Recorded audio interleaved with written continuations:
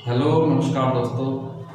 अब सेल का part second है ये, और मैंने फर्स्ट वीडियो में आपको प्रोकैरियोटिक और यूकैरियोटिक कोशिकाओं के बारे में बताया था, डिफरेंस बताया था आनुवंशिक पदार्थ के बारे में।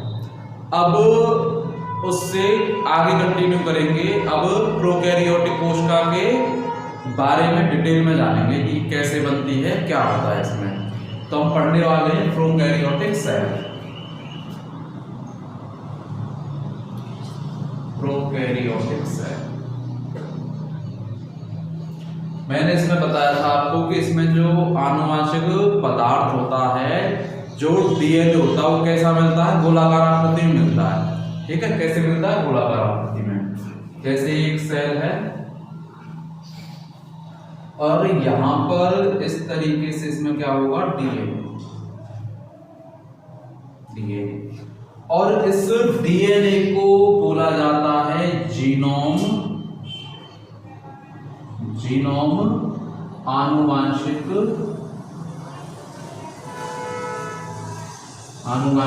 पदार्थ क्या होते हैं? जीनोम आनुवंशिक पदार्थ। और इसके अलावा एक और इसमें पाया जाता है जिसे बोला जाता है प्लाज्मिड। क्या होते हैं? प्लाज्मिड होते हैं। ये भी आनुवंशिक ही पदार्थ है, लेकिन इसका यूज दूसरी तरीके से है। ये है तो सही, लेकिन ये प्रॉपरली नहीं है। ओरिजिनल कौन है? ये वाला डीएनए, जो एक पीढ़ी से दूसरी पीढ़ी में जाता है। ये जा भी सकता और नहीं भी जा सकता, कंफर्म नहीं है। ठीक है, तो ये प्लाज्मिड कार्य क्या करता है? प्लाज्मिड का जो वर्क है वो प्रॉपरली वर्क है 12th क्लास में।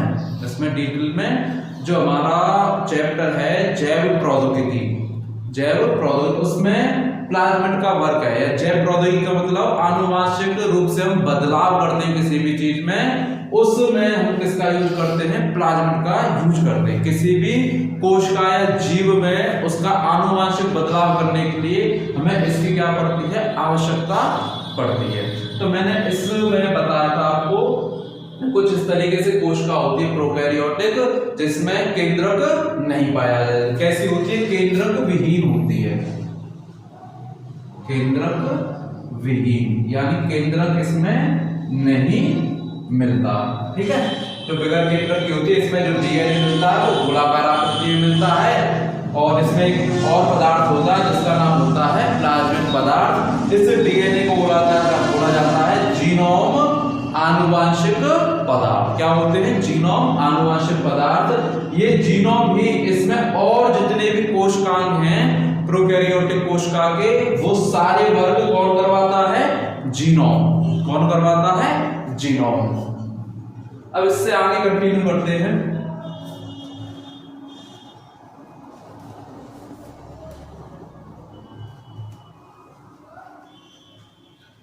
अब पढ़ेंगे कोशिका का आवरण।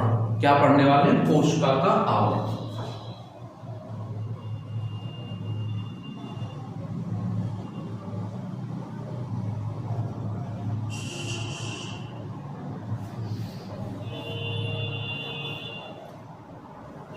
कोशिका, अब इससे आगे क्या है? हम पढ़ने वाले हैं कोशिका का आवरण।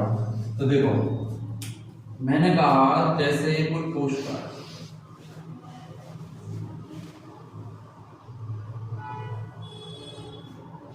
क्या है? एक सेल है, और वो कौन सी सेल है? प्रोकैरियोटिक। कौन सी सेल है? प्रोकैरियोटिक सेल है।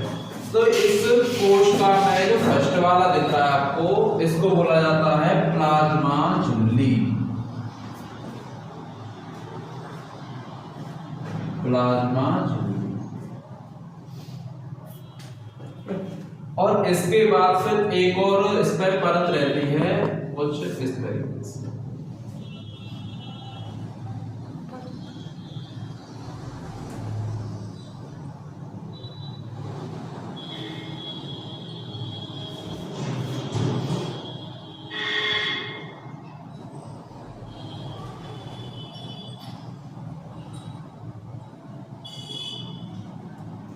और इसको बोलते हैं कोशिका भित्ति।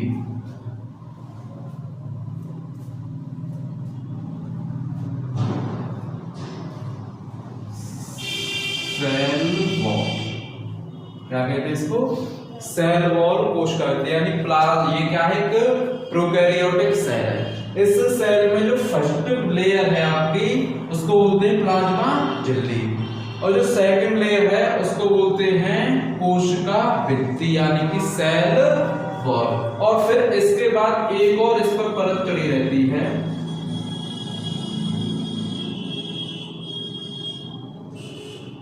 लेयर, इसको बोला जाता है ग्लाइकोकैलिक्स।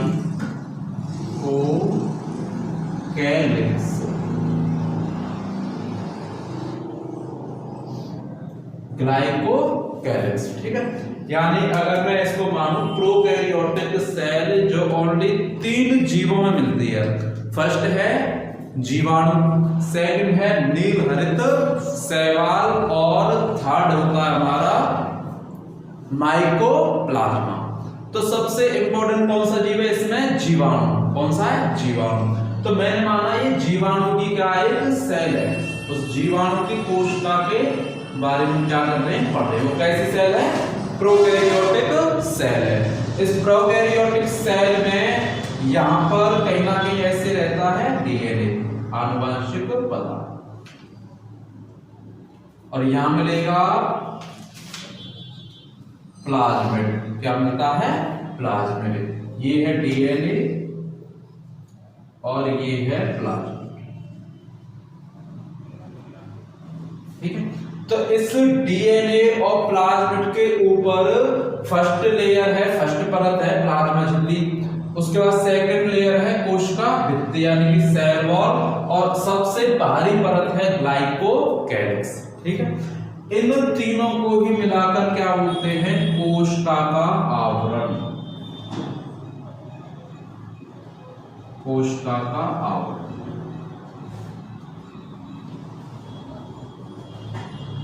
इन तीनों के क्या बनता है? कोशिकीय आवरण बनता है, ठीक है। अब इनमें ग्लाइकोकैलिक्स, कोशिका भित्ति और प्लाज्मा झिल्ली, अब इन तीनों का कार्य क्या है? इन तीनों का कार्य क्या है? तो देखो, किसी भी चीज की आकृति को आकार देना, किसी भी चीज की आकृति को एक आकार देना, उस आकार को एक रूप में बनाए रखना, उसमें ही कार्य करती है कौन? कोशिका भित्ति। कौन? कोशिका भित्ति। जैसे हम हैं, हमारे शरीर को पूरी तरह से बनाने का कार्य कौन करेगी? हमारी त्वचा। तो त्वचा में से जीवाणु को प्रॉपर बनाए रखने में कौन मदद करती है? कोशिका भित्ति। भित्ति का मतलब क्या होता है? देह। कोशिका भित्ति यानी कोशिका की देह है। ऐसे हमारी शरीर की देह कौन सी है? ये त्वचा, बाहर वाली। ऐसे इस जीवाणु की जो बाहर वाली लेयर है, ये बीच में कोशिका भित्ति, इस जीवाणु को बनाए रखने में क्या करती है? मदद। अगर ये नहीं होगी तो जीवाणु क्या होगा? फैल जाएगा। जैसे मान के चलो किसी बर्तन में पानी या दूध रखा है, अगर वो दूध बर्तन में है तो बर्तन क्या कर रहा है? उसको, उसकी आकृति को बनाए रखने में मदद कर रही है। क्या कर रहा है? सहायता कर रही है। अगर उस बर्तन में से उस दूध को बाहर निकाल दे तो क्या हो जाएगा? वो फैल जाएगा। क्या होगा? फैल जाएगा। ऐसे अगर ये कोशिका भित्ति इस जीवाणु में नहीं होगी तो ये जीवाणु में से डीएनए बाहर निकल जाएगा और प्लाज्मिड बाहर निकल जाएगा, तो जीवाणु किसी भी काम का नहीं बचता है, ठीक है। और सेकंड है, फर्स्ट स्टेप, सबसे बाहरी परत ग्लाइकोकैलिक्स। कौन सी है? ग्लाइकोकैलिक्स। तो ये ग्लाइकोकैलिक्स होती है, ये कार्य करती है किसमें? देखें, तो ग्लाइकोकैलिक्स है वो कार्य करती है इस जीवाणु के लिए, जो इसमें मदद करती है किसी भी जीव को संक्रमित करने में। देखो, अब फर्स्ट पढ़ेंगे ग्लाइकोकैलिक्स।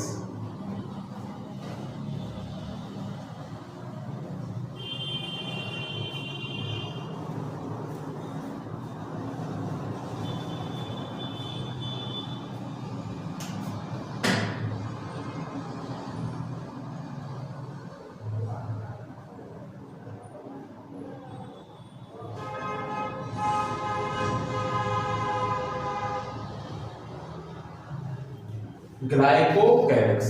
ये ग्लाइकोकैलिक्स क्या कार्य करती है? किसी भी जीव, यानी कि ये कोई जीवाणु है, जीवाणु, और ये है जीवाणु की सेल प्रोकैरियोट, और इसके सबसे बाहर ये कौन सी? प्लाज्मा झिल्ली, और प्लाज्मा झिल्ली के ऊपर मिलती है सेल वॉल।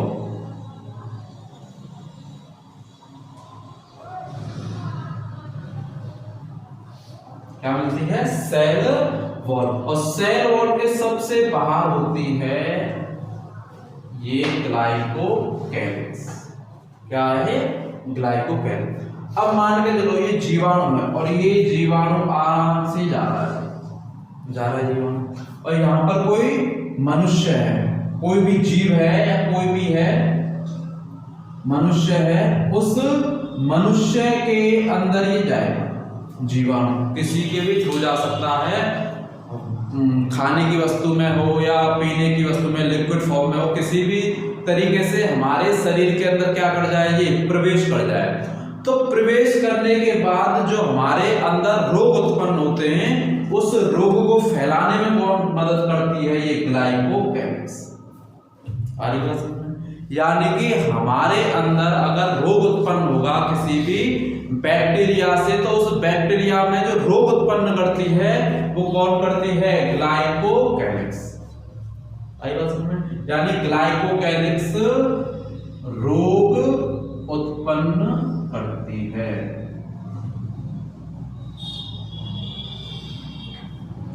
किसी भी जीवाणु में जो ग्लाइकोकैलिक्स होती है वो क्या उत्पन्न करती है? रोग उत्पन्न करती है। ये ग्लाइकोकैलिक्स भी दो टाइप की होती है। ग्लाइकोकैलिक्स दो प्रकार की होती है, एक होती है दृढ़, या मैं बोलूं इसको कठोर, और एक होती है लचीली।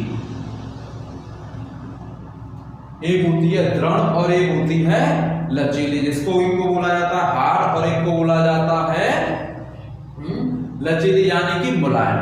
अब ये जो कठोर होती है इसको बोलते हैं दृढ़, और लचीली को बोला जाता है लचीली। अब इनमें जो लचीली होती है हमारी और जो दृढ़ होती है, इस दृढ़ को बोला जाता है संपुटिका। संपुटिका यानी किसको बोला जाता है? कैप्सूल। जिसको कठोर है, जो कठोर वाली है, उसको क्या बोला जाता है? संपुटिका, और इसको बोला जाता है लचीली को अवपंक परत।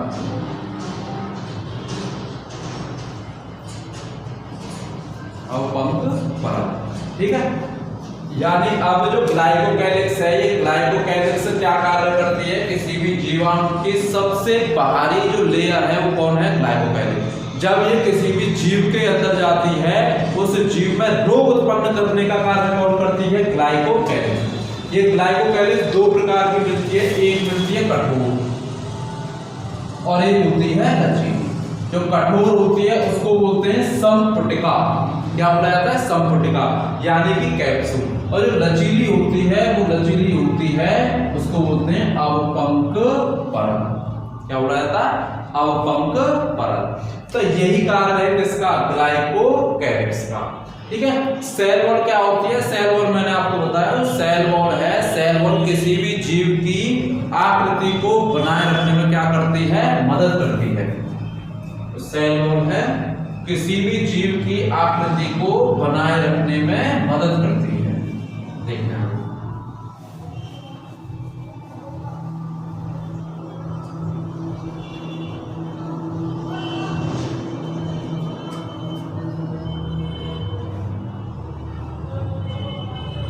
सेल वॉल फर्स्ट कार्य क्या करती है? ये किसी भी जीव की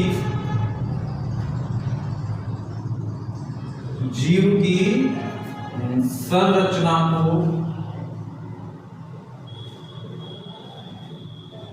या उसकी आकृति को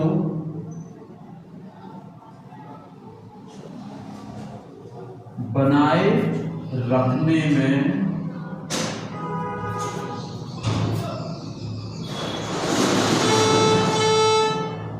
सहायता करती है। ठीक है, फर्स्ट कार्य क्या है इसका, किसी जीव की आकृति या संरचना को, उसकी बनावट को बनाए रखने में क्या करती है, मदद करती है, फर्स्ट पॉइंट। और जो सेल वॉल है, सेल वॉल,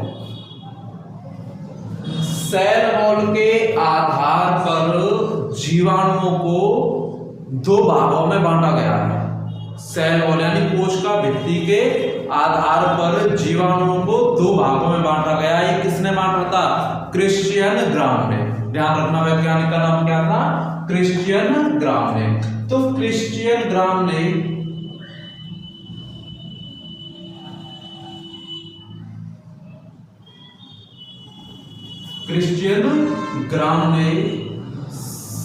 सेल वॉल कोश का भित्ति के आधार पर जीवाणुओं को दो भागों में बांटा है। क्रिश्चियन ग्राम ने कोश का भित्ति के आधार पर जीवाणुओं को कितने भागों में बांटा है, दो भागों में बांटा है। एक होते हैं ग्राम धनात्मक और दूसरे होते हैं ग्राम ऋणात्मक। ठीक है, दो भागों में बांटा, ग्राम धनात्मक और ग्राम ऋणात्मक। किसने बांटा है, क्रिश्चियन ग्राम ने।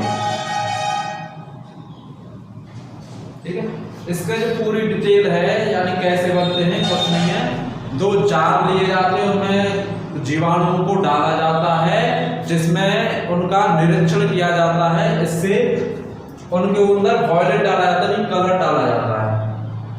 जिस पर कलर चढ़ाया जाता है उसको बोला जाता है ग्राम धनात्मक, और जिस पे से कलर उतर जाता है उसको बोलते हैं ग्राम ऋणात्मक। खाली ये भी इतना पढ़ो कि सेल वॉल के आधार पर क्रिश्चियन ग्राम ने जीवाणुओं को दो भागों में बांटा है, एक है ग्राम धनात्मक और एक है ग्राम ऋणात्मक। किसको बांटा है, जीवाणुओं को।